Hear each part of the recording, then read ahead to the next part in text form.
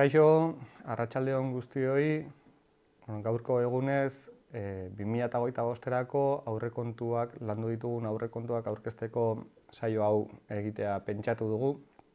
Izan ere, iruditzen zaigu aurrekontuen lanketa hau, lanketa garrantzitsua dela, izan ere datorren urtean egingo ditugun baliabide eta egingo ditugun ekintza guztiek aurrekontuan eduki behar dute kabida, bestela ezinezkoa baita ezer burutzea, ez? Eta aurrekontuak alkateari dagokio aurkeztea udalbatzan, udalbatza hau ostegunean burutuko dugu eta udalbatza aurretik xehetasunak herritarrei erakusteko nahia edo izan dut. Hasi nahiko nuke adierazten aurrekontuak alkateak aurkezten baditu ere, ez dela alkateak egindako lanketa bat soilik, baita ere gobernu taldeko gainerako kideek, udal teknikari askok parte hartzen dute eta nola ez gainerako udal taldeek ere, udal talde politikok ere ekarpenak egiten dituzte eta bertan txertatuta daude ekarpen guzti horiek. Lehenengo aldia da horrelako saio bat burutzen dugula, beraz YouTube bitartez emanaldia jarraitzeko aukera eskaini da, euskaraz zuzenean jarraitzeko aukera, gaztelaniaz ere jarraitzeko aukera izango duzue, bi leku desberdinetatik sarbidea badagoelarik, eta gogoratu nahiko nuke eta bai esan nahiko nuke niretzat interesgarria litzatekeela YouTube bitartez jarraitzen ari zareten herritarrek galderak egiteko aukera baduzuela eta eskertuko nuke aurkezpenaren bukaeran nolabaiteko elkarrizketa saio bat izatean, zalantzak edo argipenik behar badu inork, dudik gabe, galderak egin eta erantzuteko prest izango naizelarik. 2025ko aurrekontu hauek planteatu ditugu gaur egungo beharretatik abiatuta etorkizunerako jasangarritasunerako urrats bezala, ez? Iruditzen zaigu 2025garren urtea legealdi honetako urte gakoetako bat izango dela, izan ere orain arte egin ditugun lanketa askok bidea izango dute datorren ekitaldi honetan eta espero dut martxan ikustea hainbat eta hainbat proiektu. Sartuko naiz pixka bat arian eta aipatu nahiko nuke 2025ko aurrekontu honek Hondarribian bizi garen 17.000 biztanleoi erantzuteko aurrekontu batzuk ditugula, baina ez biztanleoi bakarrik, baita ere udal estruktura honetan lan egiten duten 140 bat lankideei ere beraien beharrak edo asetzeko tresna bat daukagula, ez? Eta tresna horrek baditu hainbat helburu. Alde batetik esan dudan bezala herritarrentzako beharrak betetzeko ezinbesteko tresna daukagu, auzoen garapenean ere ezinbesteko tresna daukagu aurrekontu hauek izatea, gardentasuna uste dut gai garrantzitsu bat badaukagula, izan ere saiakera hau egiten ari naizena oraintxe bertan herritarrei aurrekontuak azaltzekoa bada gardentasunaren ikuspegitik urrats sendo bat, baina baita ere gogoratu nahi dut aurrekontu hauen egikaritzen maila ere hilero egin beharreko txostenen bitartez azalduko ditugula eta zabalduko ditugula gure webguneen bitartez. Beste puntu garrantzitsu bat guretzako herritarren parte hartzea bada, bai aurrekontuak jasotzen duelako partida garrantzitsu bat herritarren parte hartzerako eta baita datorren urtean espero dut ekintza komunitariorako ere urratsak sendoak ematea eta gustatuko litzaigukelako ez soilik udaletxe honetan edo herriko etxe honetan geratzea aurrekontuen tresna hau baita ere herritarrei zabaltzeko aukera izatea ere. Eta azkenik aipatu nahiko nuke garapen jasangarriko helburuekin bat egiteko tresna ere badaukagula eta aurreko urtean hasierako saiakera bat egin bagenuen ere aurtengoan aurrekontu osoa lerrokatu dugula garapen jasangarriko helburuekin.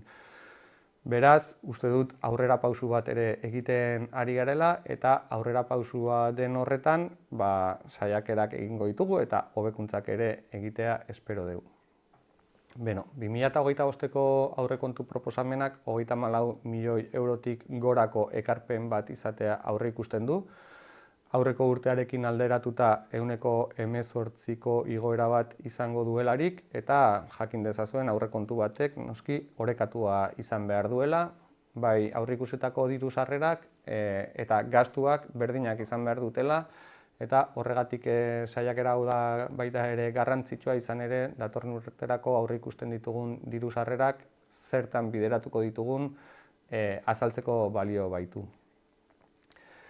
Bueno, ikus dezakegu, aurreko urtean 29 milioi euroko aurrekontua izan baldin bazen, aurten 34 milioi eurokoa dela, 34 milioi eurotik gorakoa, eta beraz 5 milioi euroko igoera bat izatea suposatzen dut, aipatzen nuen bezala.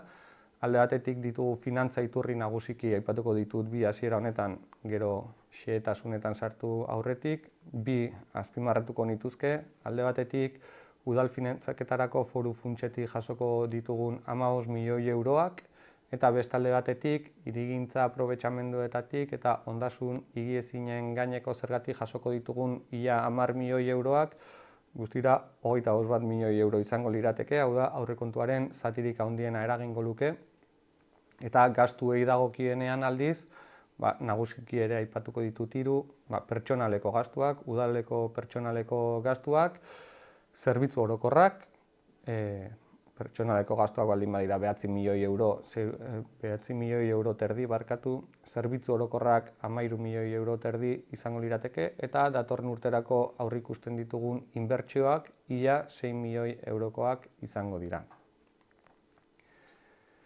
Diru sarreren atalari dagokionez, azpimarratzeko, hemen ikus dezakezue gastatxo honetan, 4 direla diru sarrera iturri nagusiak gure udalean. Alde batetik, lehen aipatu dugun foru funtsa edo transferentzi arruntetatik ia 16 milioi euro jasotzen ditugu, edo jasoko ditugu, hobeto esan da. Bestaldetik, zuzeneko zergak izango genituzke ia 8 milioi euroko diru sarrera batzuekin, inbertsio errealak besterenduak edo hirigintza aprobetxamenduari dagozkionak 4 milioi euro terdiko ekarpena izango lirateke, eta tasak eta bestelako zergak ia 4 milioi euroko ekarpena izango dute. Hemen xehetasunetan gehiago sakonduz, ikusi dezakegu udal finantzaketarako foru funtsetik 15 milioi euro aipatutako horiek jasoko ditugula, hiri ondasunen gaineko zergatik 5 milioi euro terdi jasotzea aurreikusten dugula, hirigintza aprobetxamenduetatik 4 milioi euro terdi, ibilgailuen aparkamenduetatik 1.300.000 euro, trakzio mekanikodun ibilgailuen gaineko zergatik 1.250.000 euro, kirol instalazioen erabileragatik 1.220.000 euro inguru, eta hiri lurren balio ikuntzaren gaineko zergatik jasotzea aurreikusten dugu 1 milioi bat euro.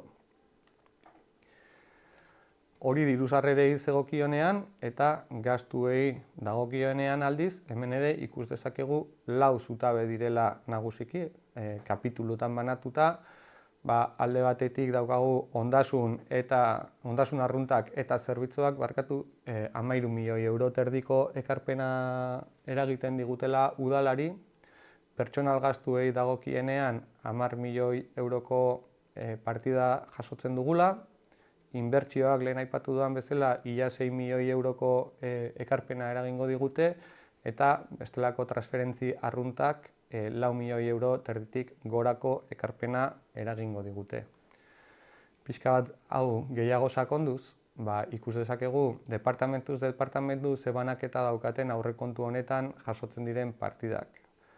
Honela, esan dezakegu, hirigintza departamentuak 6 milioi euroko ekarpena izango duela eta partidarik handiena hirigintzara bideratutakoa izango dela.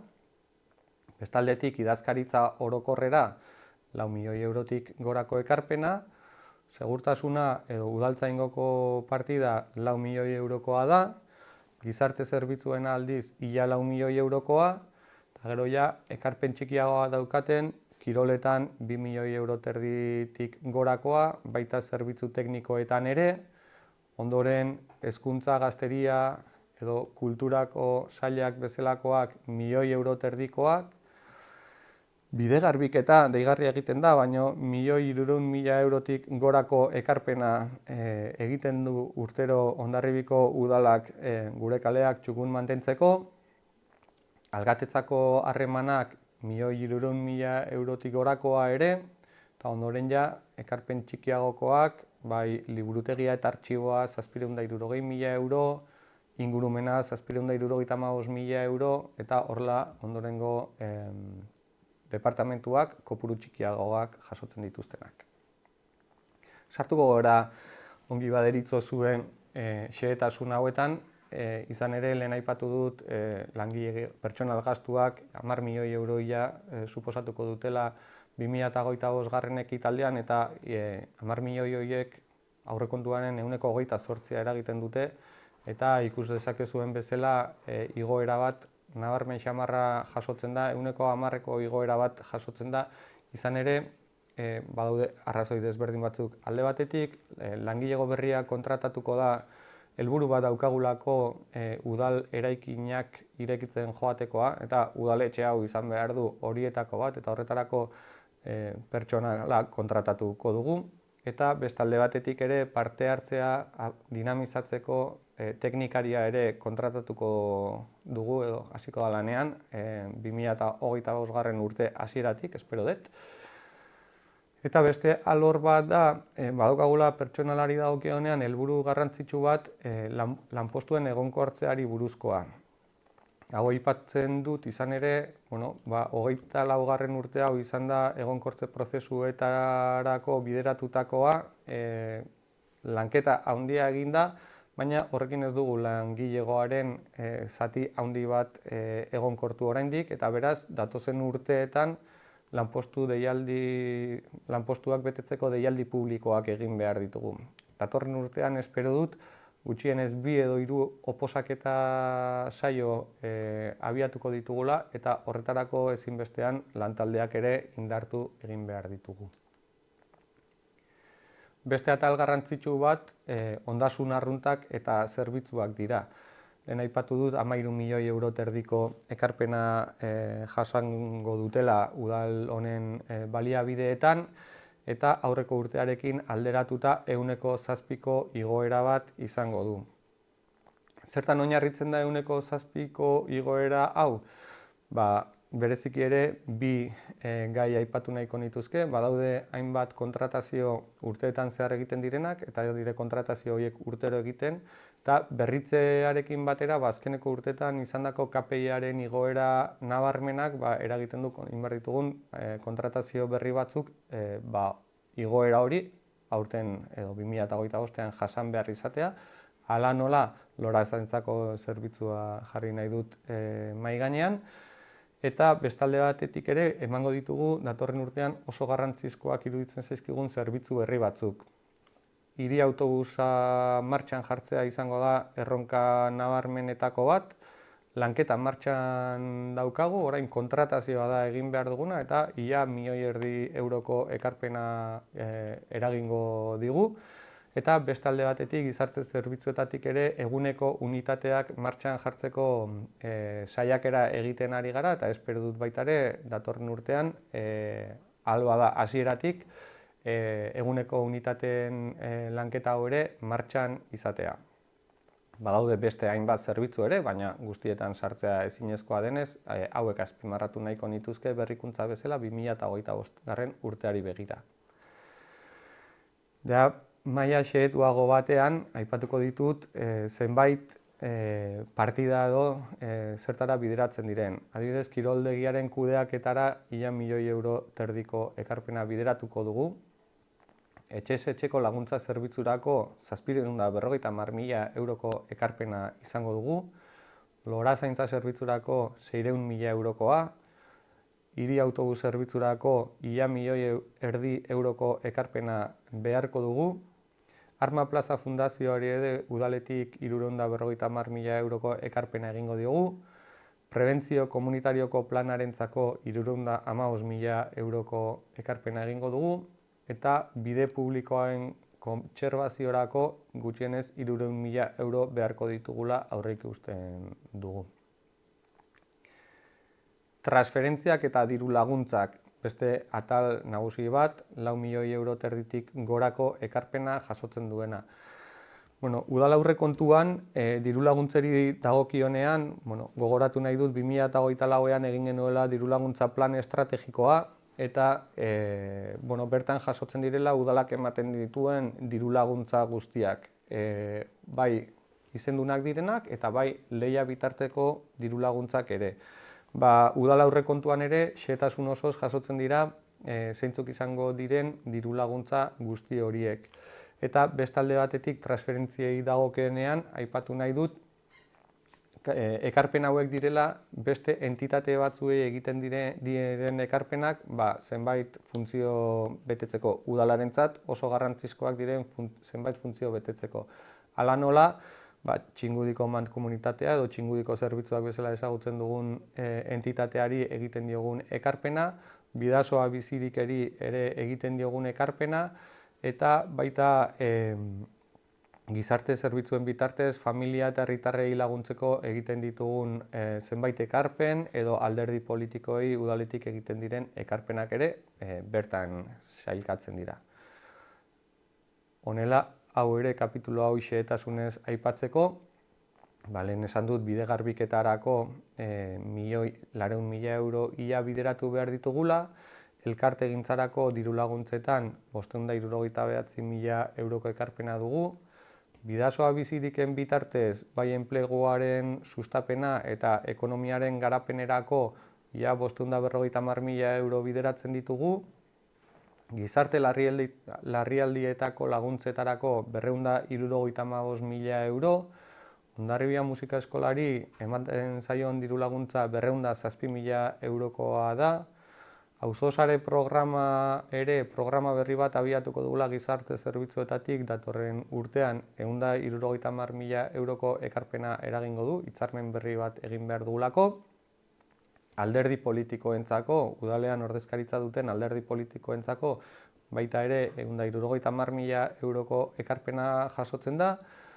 Kiroletarako diru laguntzetan, lehiakorrak diren diru laguntzetan 160.000 euroko aurreikuspena daukagu. Gizarte ekimenetarako baita ere diru laguntza lehiakorretan 150.000 euroko ekarpena. Hondarribia Arraun Elkartearentzat diru laguntza izenduna 150.000 eurokoa. Harrera zerbitzua, Irunekin batera ematen dugun harrera zerbitzua 100.000 euroko ekarpena aurreikusten dugu. Eta sariak, bai jaietako, inauterietako eta olako hainbat sari banatzen direna 50.000 euro eskaseko aurreikuspena jasota dago aurrekontu proposamen honetan. Lehen aipatu dut beste atal nabarmen bat inbertsioak izango dire. 2025erako saiakera berezia egin dugu inbertsio atalean aurrerapauso nabarmen bat emateko. Honela, ia 6 milioi euroko ekarpena izango dugu inbertsiotan, eta inbertsioen atalaren igoera aurreko urtearekin alderatuta 173koa da. Beraz, ikus dezakezue jauzi nabarmena egin dugula inbertsioi dagokienean. Eta batzuk adierazterako garaian aipatu nahiko nituzke bereziki bai Arrantzale auzoa berriritartzeko 2 milioi eurotik gorako ekarpena jasotzea aurre ikusten dugula. Kontrataziorako lanketa eta 2024. Urtean burutu dugu, eta espero dut urtearen lehenengo hiruhilekoan lan hauek martxan ikustea. Lurzoruaren ondareari dagokionean, hau da, bai etxebizitza publikoak egiteko lurzoruak erostea edo bai ekipamentuak udalerako interesgarriak edo ezinbestekoak diren ekipamentuak egiteko edo bai hainbat etxebizitza erosteko 834.000 euroko ekarpena jaso dugu. Gizarte zerbitzuen bulego berria egiteko 719.000 euroko ekarpena jaso dugu. Hau ere, espero dut urte hasieran lan horiek hastea, izan ere kontratazio prozesuarekin denbora asko eraman dugu 2024. Urtean, baina oso aurreratuta dago eta espero dut lan hauek lehenbailen hastea. Kiroldegiko hobekuntzei dagokionez 286.000 euroko ekarpena jasotzea aurre ikusten dugu, eta honen zatirik handiena izango da atletismo pista daukan belar eremu hori berritzea, aldatzea, izan ere oso egoera txarrean dago. 2025 ere APOaren urtean, edo APOaren garatzearen urte garrantzitsua izatea behar dugu. Horretarako ere jaso dugu 175.000 euroko ekarpena, izan ere espero dut datorren urtean urrats nabarmen horiek emateaz aparte, baita ere ondoren egikaritzeko beharrezkoak diren hainbat aurrerapen administratibo egitea, eta horretarako jaso dugu diru partida inportante bat. Informazio prozesurako ekipoak ere 120.000 euroko ekarpena jaso dugu, berrikuntza bat ezinbestekoa da informazio prozesurako ekipoei dagokionean.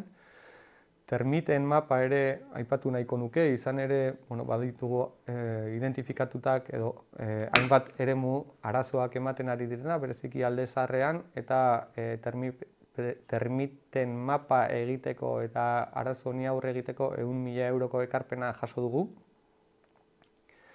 Mugikortasuna hobetzeko ere 57.000 euroko ekarpena jasotzea aurre ikusten dugu. Hemen besteak beste bizikletentzako aparkalekuak, bai kalean jartzen diren horietakoak, bai estalitako aparkaleku bat ere jartzeko partida bat jasotzea aurre ikusten dugu. 57.000 eurotan baloratu da. Eta bestalde ere Pasaia kaleko lanak hasteko partida bat jaso dugu. 25ean ere espero dugu Pasaia kaleko lanak hastea. Pasaia kalea berririk hartu behar dugu ere, eta tramitazioan hasiak baldin bagaude ere, oraindik ez daukagu Arrantzale auzokoa edo gizarte zerbitzuen bulegokoa bezain aurreratua tramitazio hori.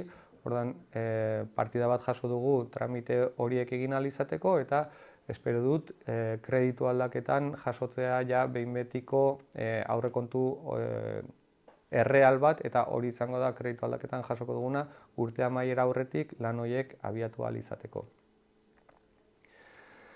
Hauek dire neurri batean aurrekontua jasotzen dituen partidarik nabarmenenak.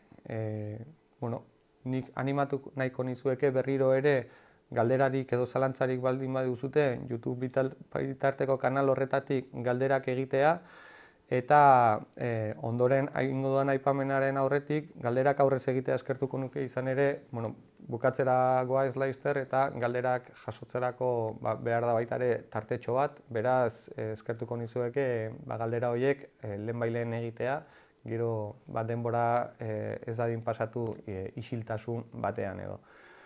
Bukatzeko aipatu nahiko nuke zein garrantzitsuak diren garapen jasangarriko helburuak, ezta? 2015ean Nazio Batuen Erakundeak egin zuen ekintza programa bat edo 2030ari begira helburu batzuk ezarriz, ez? Hasiera batean ezarri zituzten 17 helburu jasangarritasunarekin lotutakoak, gaur egun 18 dira, izan ere hizkuntza gutxituen helburu berria onartua izan da azken boladan, eta gizarte edo garapen jasangarriko helburu hauek unibertsalak dira. Helburu horiek dute edo txirotasunarekin amaitzeko helburua dute, hobeto esan da, planeta babesteko eta gizakiok bizigaren ingurune honetan gure ohiturak aldatuz eragina ahalik eta txikiena izatea dute helburu. Pertsonak ardurak hartu behar ditugu, baina baita erakundeok ere. Eta horri begirakoan Hondarribiko Udalak aurreko urtean egin zuen lehenengo saiakera bat, txertatze bat izan zen. Aurten bigarren aurrekontua dugun honetan saiakera sakonago bat egin dugu, izan ere aurrekontu osoa lerrokatu ditugu garapen jasangarrieko helburuekin. Ez baldin baditugu heltzen, gaurdanik 2030era ez gara iritsiko helburu horiek betetzera. Esango nuke jada atzeratu xamar ere bagaudela, ez? Eta, iruditzen zait, adibidez, trantsizio energetikoarekin gertatzen ari zaiguna atzerapen horren isla ere badela. Beraz, aurten esan dudan bezala konpromiso sakonagoa hartuko du Hondarribiko udalak, lerrokatu du aurrekontu osoa garapen jasangarriko helburuekin eta 3 hilabeteroko eman beharreko azalpen horiek lotuta egongo dira jada garapen jasangarriko helburu hauekin eta ez da aurrekontuan bakarrik geratuko, baita ere aurrekontuaren egikaritzan ere ikusi ahal izango duzue datozen hilabeteetan nola garatzen ari garen, orain aurkezten ari garen proiektu guzti hauek.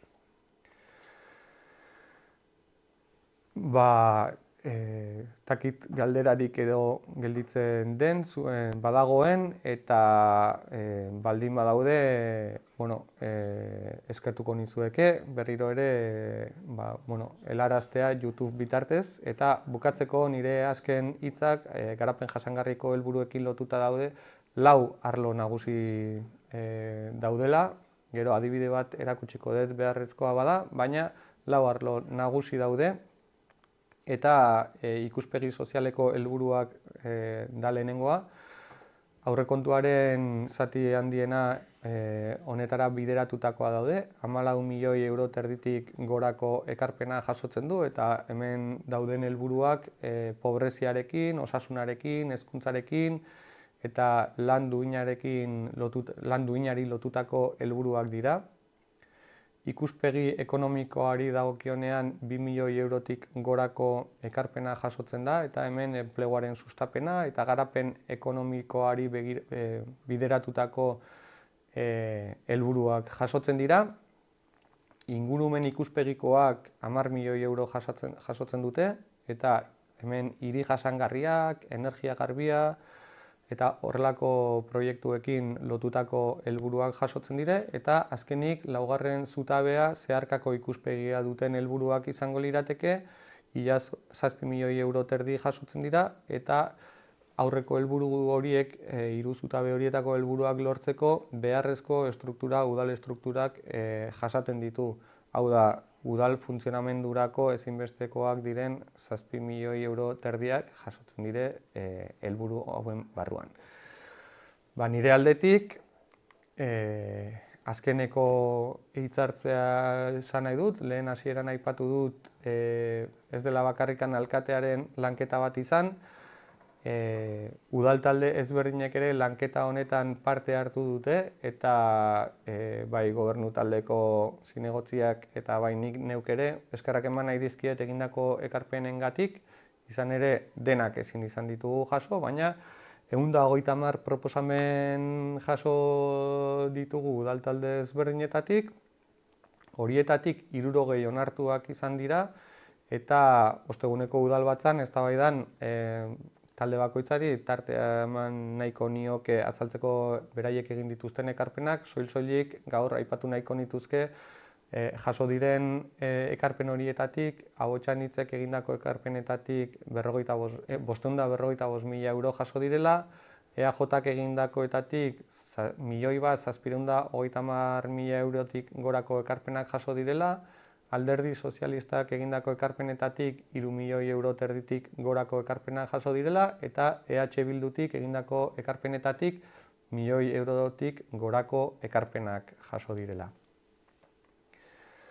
Beraz, bukatzeko bakarrik aipatu abenduan 19, ostegun hontan, arratsaldeko 6etatik aurrera udalbatza izango dugula hemen, udaletxean bertan, eztabaidatuko dugula gaur aurkeztu dizuedan proposamen hau eta udal talde bakoitzak ere edukiko dituela bere tarteak egindako proposamen horiek aurkezteko eta espero dudala aurrekontu hauek onartuta 2025 urte hasieratik indarrean egon eta egikaritzeko aukera izatea.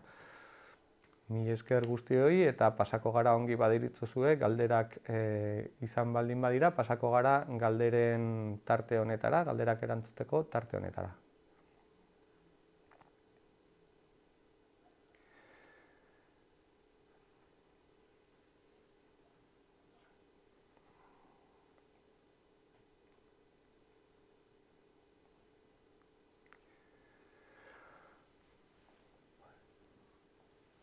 Hemen ikusten dut urruti xamar, baina saiatuko naiz irakurtzen. Galdetzen da, ¿a qué se debe la subida de impuestos? Markatu. ¿A qué se debe la subida de impuestos? Era necesaria. Eta ahotsa anitz IH Bildu, veníais a salvar el pueblo, hay cosas que no se entienden, besarkada bat. Eskerrik asko galderagatik, eta, bai adieraziko dut, ordenantza fiskalak onartu zirenean, jaso zela, 3% igoera orokor bat, xehetasun batzukin esan nahiko nuke jaso direla, baina, 3% igoera bat jaso dela, izan ere, 10 urtetik engora zeramatzan uste dut, ordenantza fiskalak edo zergak eta tasak igoerari jasan gabe, bizimoduaren eboluzioak eragindu lehen aipatu dut KPI-aren igoera nabarmenak izan direla, eta iruditzen zait beharrezkoa bazela, eta neurri hartzeko zergaitik egin genuen, kalkulo bat egin zen eta 3% igoera horrek 400.000 euro baino gutxigoko ekarpen handitze bat ekartzen zion udaletxeen diru bilketari. Eta autobus zerbitzuak bakarrik ikusi duzuen bezala ia 1,5 euroko ekarpena eragiten du. Zerbitzu berri batzuk ematera gindoa zenean, zerbitzu horiek finantzatzeko ezinbestekoa genuen ekarpen batzuk jasotzea. Eta horregatik planteatu zen, aurten planteatu den igoera hori. Uste dut Hondarribiko udalean eman dela, baina gure inguruko gainerako erakunde publikoetan ere antzerako igoerak eman dira, kasu batzuetan altuxeagoak, beste batzuetan antzerakoak eta baxuagoak ere izan diren igoerak eman dira, baina esango nuke Hondarribia bataz bestean egondu dela zerga tasen igoerari dagokionean. Beste galdera bat ere irakurtzeko aukera edukiko dut, kuotak ajustatzea, matrikula gehikurtsoen kuota ordaindu ordez, kuota finko bat ordaintzea eta edozein kurtsora joan ahal izatea adibidez. Lehen aipatu dut kiroldegiko hobekuntzei dagokionez, partidarik handiena 260.000 eurokoa kanpoko edo atletismo pistako belar eremua berritzeko zela, baina badaude beste 26.000 eurotik gorako ekarpen bat aldageletako egokitzapenak egiteko, igerilekuko takiletarako ere partida jasota dago, eta ihardueretarako osalaren berritzea ere abordatzeko jasotzen da partida horren barruan, inbertsio horien barruan. Kuotei dagokionez, jakingo duzutenez, kiroldegiaren kudeaketa sistema aldatzera goaz, plegu berri baten lanketan gabiltza. Aipatu behar dut, Hondarribiko kiroldegia defizitarioa den zerbitzu bat dela, eta defizitarioa den heinean udal gobernu honetatik inalak egiten ari gerela, kuotak ahalik eta gutxien ikutzea. Jakingo duzue, edo bazkide garenok badakigu, bazkide izategatiko kuota ez dela igo, azkeneko urteetan, eta aldiz bai egondu dela aldaera bat, ikastaroak egiten dituzten horietan. Bereziki, zeudelako ikastaro batzuk oso, emaitza ekonomiko oso negatiboa zutenak eta orduko, ez baldin badut gaizki oroitzen, orduko 0,5 euroko ordainketa bat egiten zela eta zeudela beste batzuk orduko 3 euroko ekarpen bat eragiten ziotela ikastaro hori egiten zutenei. Eta hor izan da, aldaketa bat, saiatu garelako, kiroldegiaren funtzionamendua defizitarioa izatea aurreikusten dugun bezala, iharduerak saiatu behar gara oreka ekonomiko bat bilatzen eta horregatik eman da horretan igoera bat. Eta ez baldin badago beste galderarik, itxoingo genuke minututxo bat ea beste galderaren bat sartzen den, eta bestela amaitzera bidean jarriko ginateke, saio honi. Mongi badirotuzue agian erakuts badezakegu garapen jasangarriko helburuak nola txertatu ditugun, interesgarria irutuko litzaidake, bai. Ikusi dezakezuen bezala, lehen aipatu dut 18 helburu direla Nazio Batuen erakundeak onartu zituenak, ikuspegi sozialekoak, ingurumen ikuspegikoak, ekonomia ikuspegikoak eta zeharkakoak.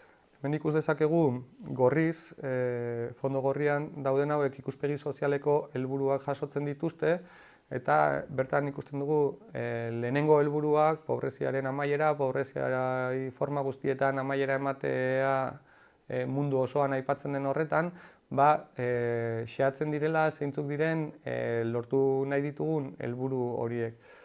Oinarrizko gizarte laguntzak, etxe bizitzari dagokionean, eta hor jarri dugula bakoitzean partida konkretu bat. Aurrera egiten baldin badugu, ikusi ahal izango genuke beste adibideren bat, adibidez, 3. helburu horretan osasuna eta ongizatea, bizitza osasuntsua bermatzea eta adin guztietan ongizatea sustatzea. Hemen sartu ditugun partidetan badaude osasungarritasun publikoaren babesean 276.000 euro, eta hor jasotzen dire zeintzuk diren bete nahi ditugun helburuak, kirola sustatu eta bultzatzea, kirol instalazioei dagokienean aipatu duguna lehen, trafikoa eta aparkatzea antolatzeari dagokionean ere partida bat jasotzen dugu. Eta honela ikusi ahalko genituzke garapen jasangarriko helburu hauek banan-banan eta 4 talde aipatu ditudan 4 talde horietan. Ondoren, adierazi nahi dudana da, hauek direla aurrekontuan jasotzen direnak, eta ikusi nahi dugu zein den egiten den garapena 3 hilabetetik 3 hilabetera betetzen juten garen heinean. Eta kolorez desberdindu ditugu, hauek gorriz azaltzen direnak helburu sozialak dira, urdinez azaltzen diren hauek helburu ekonomikoak dituzten helburuak dira, edo hemen ikusten ditugu 8. eta 9. garapen jasangarriko helburuak direla, eta bertan ere jasotzen direla 2 milioi eurotik gorakoak, eta zertan bideratu nahi ditugun gure esfortzuak bertan aipatzen dira. Ingurumen ikuspegikoak lehen aipatu dut 10 milioi euroko helburuak dituztela, edo kopurua jasotzen dituztela. Hemen aipatu beharra daukat, badaudela landu nahi ditugun hainbat aspektu, ur-garbia eta saneamendua dagokionez adibidez, ekarpenik jasotzen ez duela Hondarribiko udalean, izan ere hau Txingudiko mankomunitatearen bitartez lantzen den helburu bada, eta ez dugu gure eskumenaren barruan gaur egun udaletik, baizik lantzen dugu Bidasoa Bailarako mankomunitatearen bitartez. Eta hemen energia eskuragarria dagokionean, argiteria publikoko kantitate garrantzitsu bat jasotzen da, hiri eta komunitate jasangarri dagokionean ere, hirigintzatik 1,5 milioi euro inguruko ekarpena jasotzen dugu, eta azkenik 4. zutabea edo izango litzateke zeharkako helburuak jasatzen dituztenak, eta hemen ikusi dezakegu segurtasuna eta orden publikoa, gobernu organoak, bertan jasotzen dire bai partaidetza, bai gardentasuna, eta herritarrentzako harremanak, informatika zerbitzua, ohikoak diren udal funtzionamendu baten gastuak bertan jasotzen dira.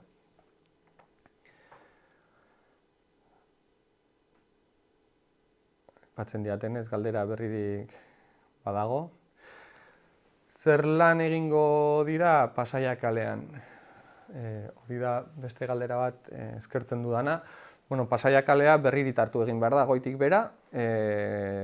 guk Pasaia kalea aipatzen dugu, Sokoa eremuko beste zenbait eremutan ere izango ditugu egokitzapen batzuk, baina Pasaia kalea alde batetik handik bizi zaretenok edo handik pasatzen zaretenok ikusiko duzute espaloiak ez dira inolaz ere egokiak, oso zahartatuak daude, oso zaharkituak daude, eta oditeria sistema guztia ere aldatu beharra dago, izan ere fibrot zementuzko odiak badaude oraindik Hondarribian zenbait eremutan, horren berritzean ere bagabiltza, eta Pasaia kalean egin nahi duguna da oditeria guztia berritu, eta kalea maila bakarrekoan izateko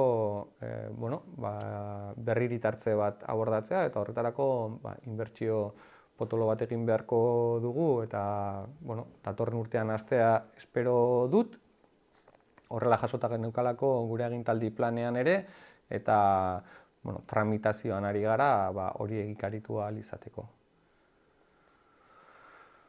Eta beste galdera bat ere sartu da, APOaren onarpena legealdia amaitu baino lehen aurreikusten da? Noski hori helburu nabarmen bat dauka udal gobernu talde honek. Lanean ari gara, izan ere jarraitu duzuenok prozedura hau jakingo duzute helegite behin-behineko hasierako onarpena barkatu egin zen aurreko legealdia amaitu aurreko maiatzeko hilabete horretan gutxi gorabehera, eta horrek ireki zuen helegiteak aurkezteko epe bat, 100 piko helegite edo 100 gorako helegite kopurua aurkeztu zen. Horien erantzunak emateko prozesuan gaude, saiatu gara ahalik eta helegite gehien barneratzen APOaren proiektu horretan, eta datorren urte hasieran behin-behinekoz onartzera eramango dugu APOa bera. Espero dut urtarrilean ez baldin bada, otsailean udalbatza burutzea behin-behinekoz APOa onartzeko, eta prozeduran urrats bat bakarrik faltako litzaioke. Udalbatzak behin-behinekoz onartzen baldin badu, Hondarribian eskumena duten gainerako administrazio publikoei bidaliko diegu hirigintza plan berri hau, behin-behinekoz onartutakoa, eta beraiek eman beharko dute beraien oniritzia, ia balekotzaten edo aldaketaren bat jaso behar den. Bestela, ez baldin badute beraiek aldaketarik proposatzen, behin-behinekoz onartzen den testu hori izango da behin betikoz onartzera eramango dena. Eta horretan pentsatzen dugu, beste aurrekariak baditugulako, gutxi gorabehera beste urtebeteko fase bat izan beharko da, izan ere beste erakundeek, batzuk azkarrerat zuten duten bezala, beste batzuek bereien denbora hartzen dute, eta ez baldin bada 2025 urteko amaierarako, 2026 urteko hasieran, lehenengo seihilekoan, APOaren behin betiko onarpena egitea aurre ikusten dugu momentu honetan behintzat. Momentuz eta luzatu naiz asko, segurazki azkeneko erantzun honetan, ez dut uste beste galderarik sartu denik, ongi baderitzozue honekin amaitutzat emango dugu, eskerrik asko jarraitu duzuten guztioi, mila esker bereziki ere galderak egitera ausartu zaretenei, niretzat horrelako elkarrizketa asko atseginagoa baita, sartu dizuedan beste irakurketa luze hori baino. Eskerrik asko, eta espero dut baliagarria izatea eredu hau, eta aurrerakoan ere errepikatzeko aukera izatea. Ondo izan, eta laster arte.